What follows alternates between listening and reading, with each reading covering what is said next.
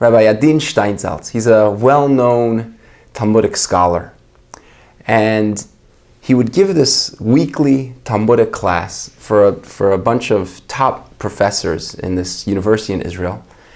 And every week there's this one guy, this one professor that would never show up. He just would never come. And it always bothered him, like, why? All your friends are there, the good food, the good camaraderie, good Talmud study. Why don't you show up? So he bumps into him in the hallway one day. And he asks him, why don't you come? Join us for a Talmudic class. And he says, I don't come because I don't believe in God. What should I come for? You know, this professor says, I so don't believe in God, is that I make sure every Friday night to eat some pork. Every Friday night I make sure to eat some pork. So the rabbi's like, well, wait a minute.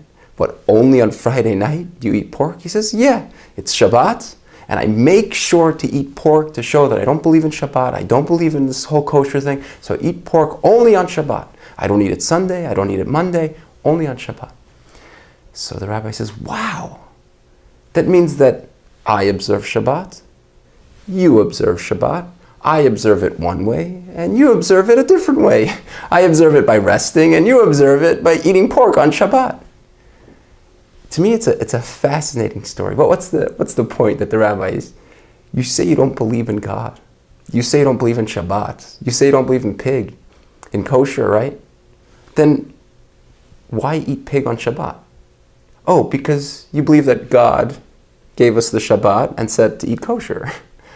So you eat pig specifically on Shabbat. So do you believe or you do not believe? Because if you don't believe in God, then why don't you eat pork any other day of the week? And why is pork even an issue? Because it's all from God that kosher and pork is a problem.